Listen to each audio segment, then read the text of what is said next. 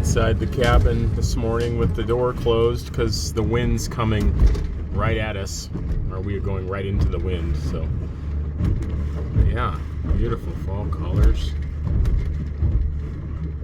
I want to show you this really quick. So you can see on the chart plotter, we're coming into Lake Pippin, which I've never been on.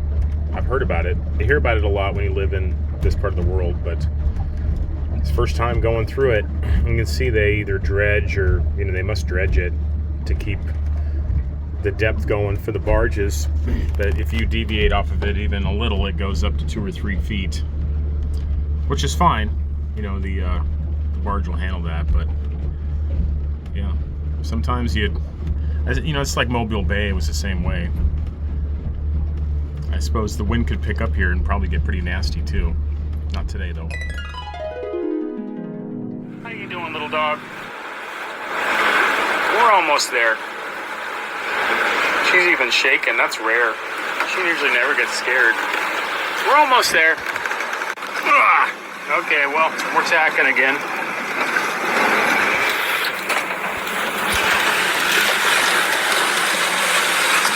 Holy cow. I better be careful here.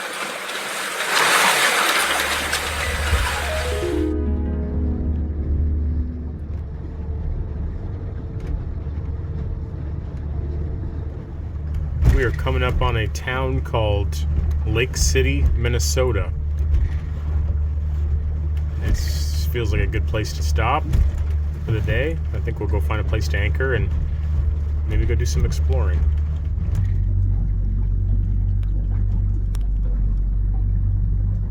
Okay, guys and gals, so we dropped anchor here in Lake City, Minnesota. I'm not going to go in the marina there because they usually want you to pay them. So we're just going to dinghy to shore after we make some food here and go look around this little town. Population 5,000 according to Wiki.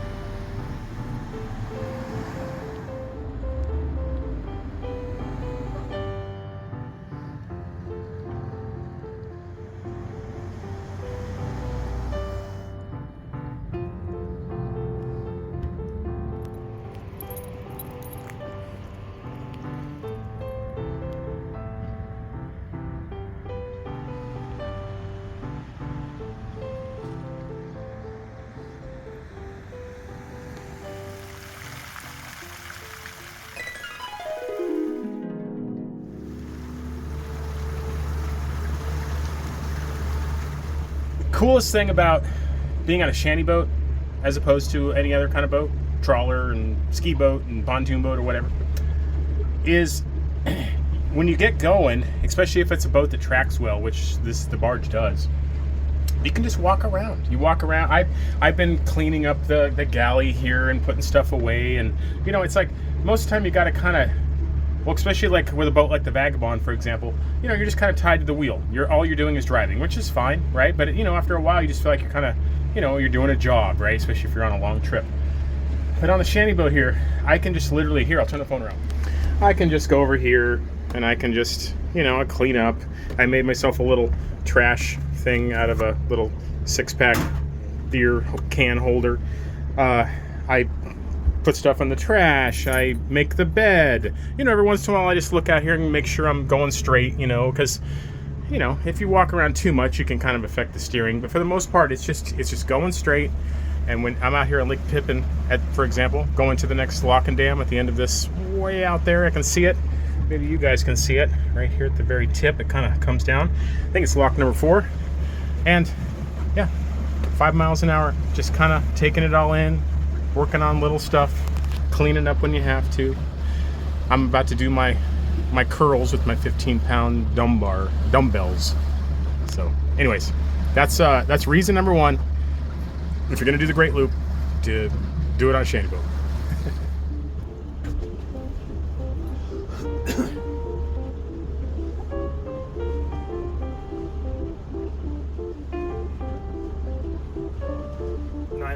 997, 998, 999, 1,000.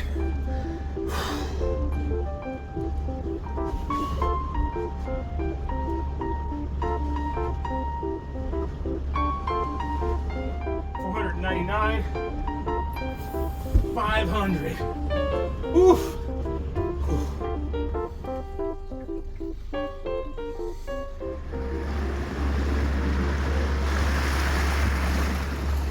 Wavey and I left Lake City, Minnesota this morning.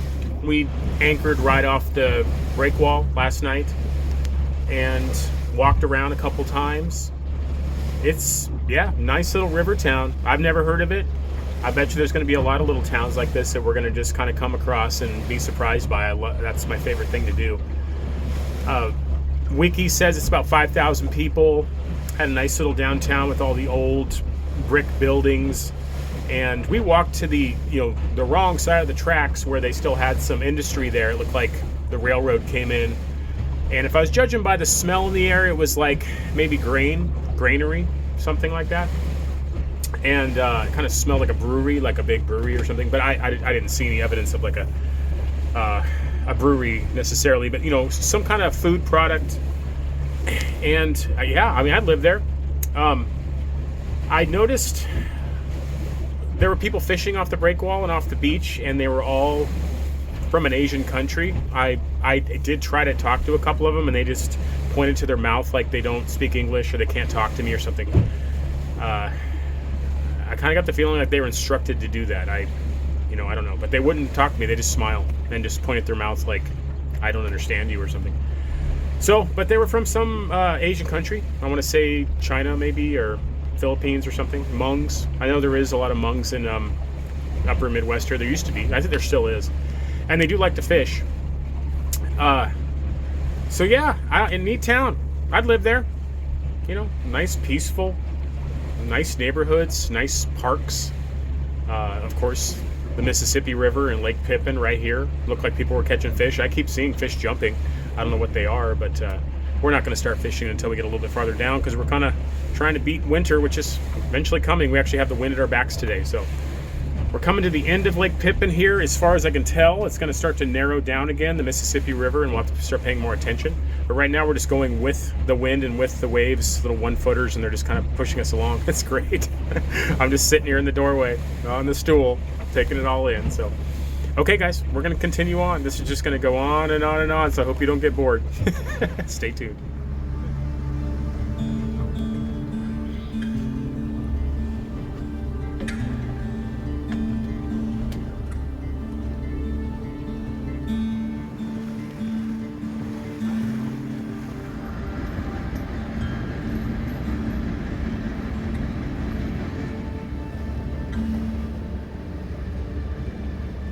We are getting our first look at Wabasha, Minnesota, right there. And if you guys remember, if any of you, is it blurry? Here, let me turn the phone. If any of you guys are fans of Grumpy Old Men, which is one of my favorite movies of all time, I watch it, I would say once a year, but it's probably more like twice or 3 times a year. I never get sick of it.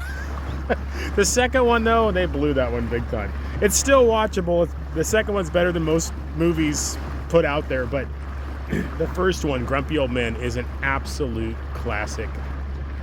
I should do a movie review sometime about it. We will on this trip sometime. But anyways, it was supposed to take place in Wabasha, Minnesota. Now, I don't think it was filmed there, or there's very little of it filmed there. But I don't know.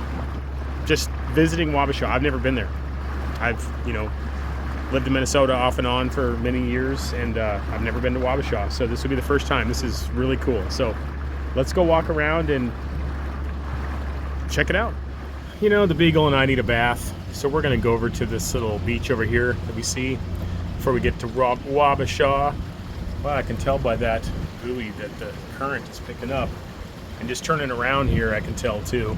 We're going to start making better time, I think. Yeah, let's go beach it if we can. We'll check the depth.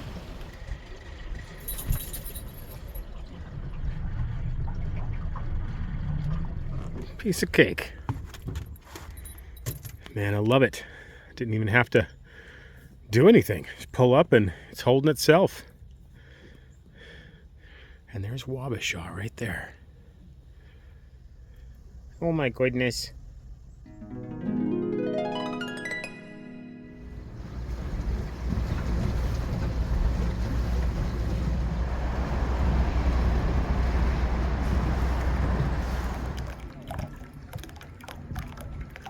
Well, let's go.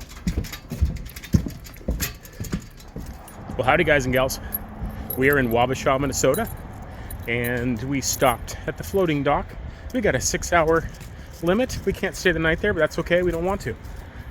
We're gonna go do some exploring. I remembered I have come here once. It was years ago, and I came on a scooter. That's why I didn't remember. But I actually made a video about it. Maybe I'll link it below. About I think it's called Where'd All the Grumpy Old Men Go, or something like that. It actually did pretty good. Maybe I got a couple thousand views, which is good for my channel.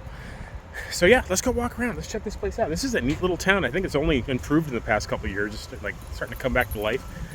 I remember being here before and it felt kind of dead, but yeah, beautiful day. It's kind of beautiful. It's a fall day. They got a lot of fall stuff going on. Wavey and I just did about a mile round trip to go get gas at the gas station at the Quick Trip. So okay guys, enough yapping. As always, turn the phone around, show you around Wabasha, Minnesota. Stay tuned.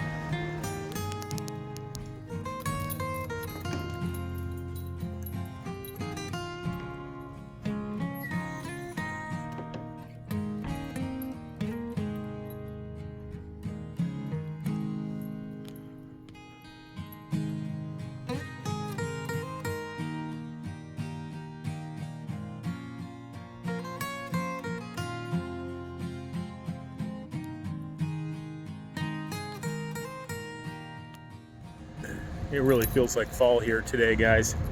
All the trees are popping their colors and kind of hazy. I don't know how much longer I'm going to be able to get away with this. Winter's going to catch up with us here soon. But I don't know. I want to linger in these little towns and look around, you know. We'll just keep doing our best.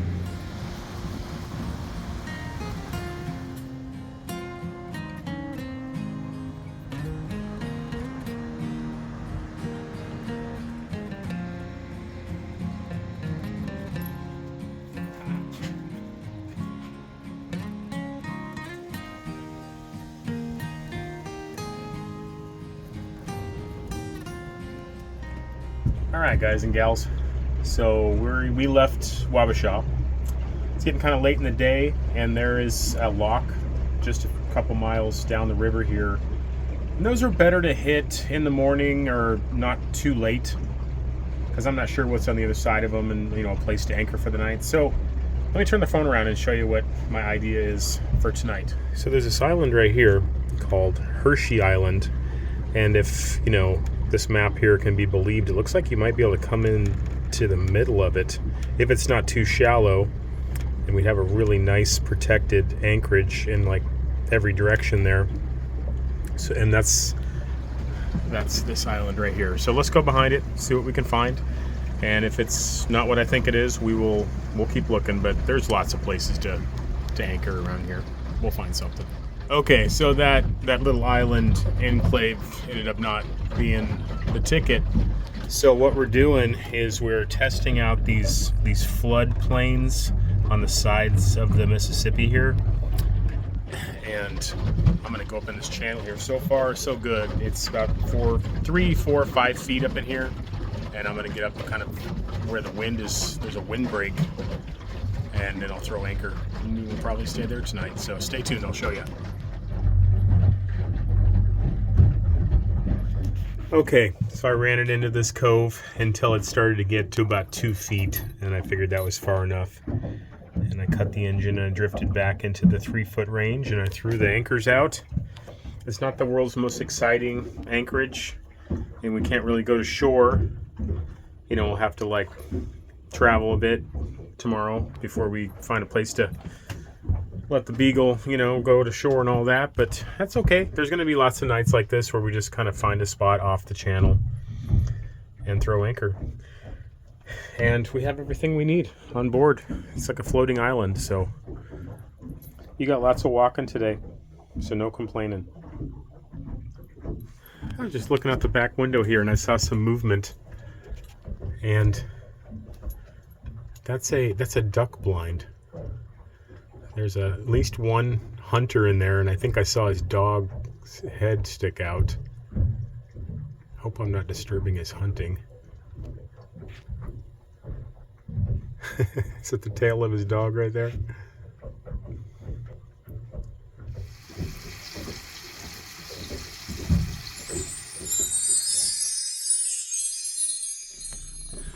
We've been waiting for the fog to lift this morning, but it seems to be taking its time. But I think I can see enough to not get in any trouble. We're just north of Alma, which is lock number 4 on the Mississippi here.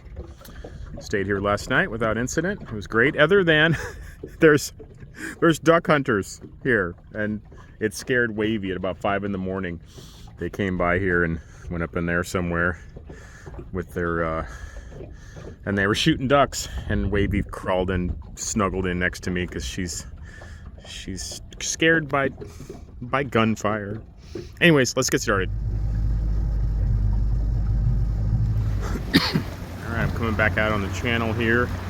At least I can see the cans.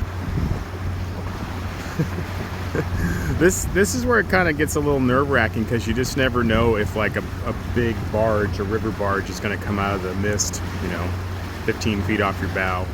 We are coming into the Alma Lock and Dam, or lock number 4 on the Mississippi River here. And the fog is trying to lift, and I just spotted it around the corner there.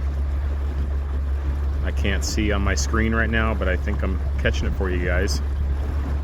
So let's get on the radio and see what happens. Oh, let's see here. Good morning, Lock and Dam number 4. This is a shanty boat coming down from the north, heading to the south. Wondering if I can pass through.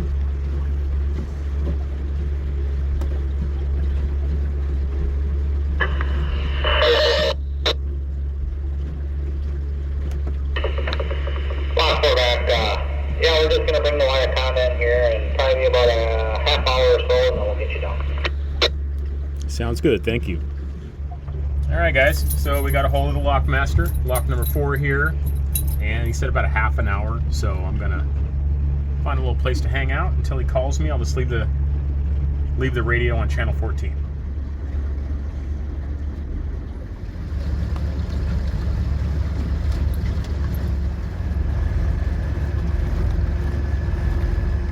So while we wait, we're gonna pull up in this little slough right here, if it's deep enough.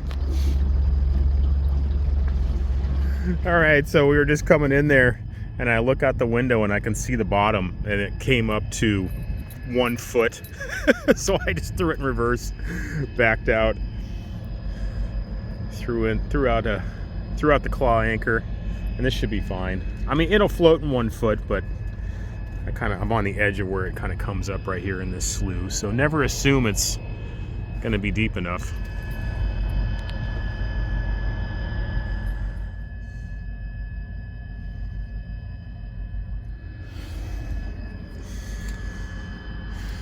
Lockmaster, I just anchored up north of the lock, and I'm going to leave my radio on channel 14 if you could let me know when it's time to come through.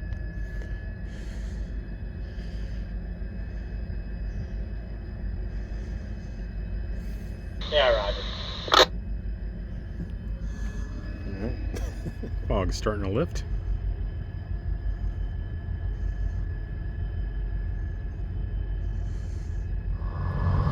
It's a Coast Guard ship.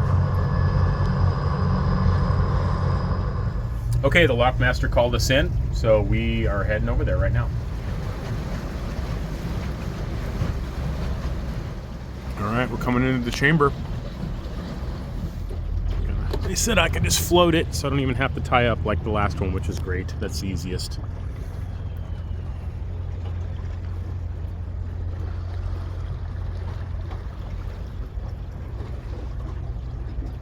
I never get over this, going through the locks. It's so cool. We're just floating this one, guys. Let me turn the phone around.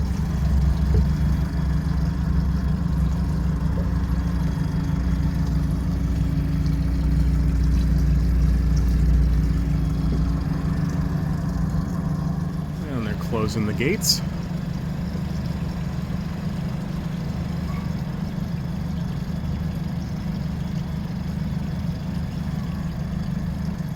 So just in case there's a few folks that didn't catch that,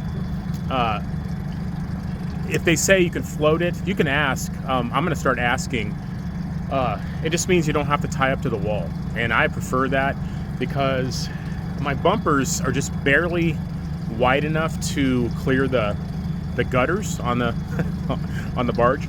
And so, you know, it has a danger of, you know, hitting the gutters if it's too high on the way up and down. So if at all possible, to just float in the middle if they allow you to do that, which if you're by yourself or you're, you know, I think that's mostly the kicker is, you know, are there other boats going with you? So right now I'm just by myself. So yeah, floating it if you can.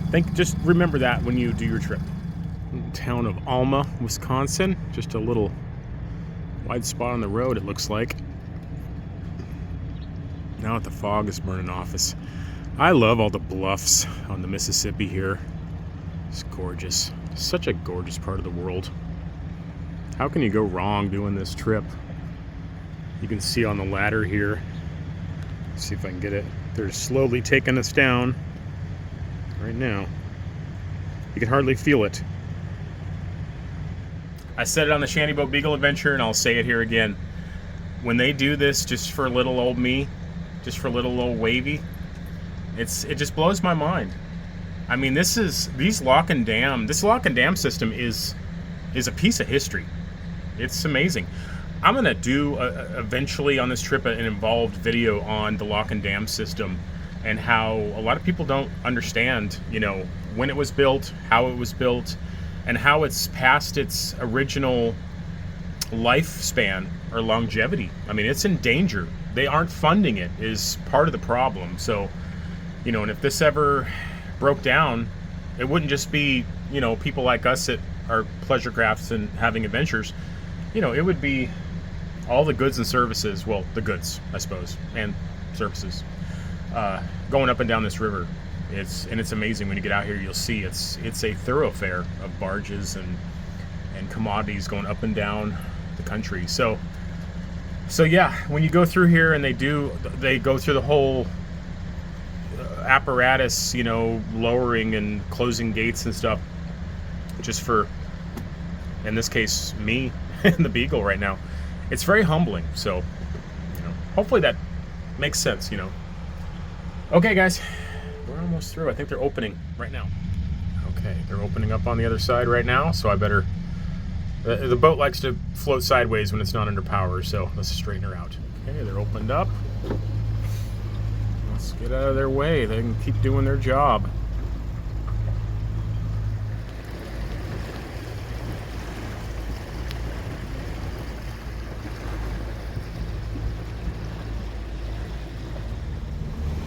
Here's the other side of the dam.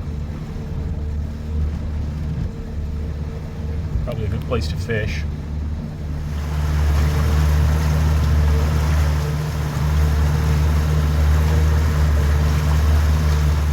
Okay, we are about, as far as I can tell, about 20 miles from Winona, Minnesota, which is also where that Latch Island, if I'm pronouncing it right, is, where all those houseboats live there. And we're going to try to, well, not going to try it, we'll make it there today. It seems to be 20-mile days are pretty easy. I'm gonna have to pick up the pace here, you know, when the weather starts catching up to us. But yeah, we are. I guess the next stop will be Winona. We might stop halfway to let Wavey go walk around or something, but that's our destination from today's.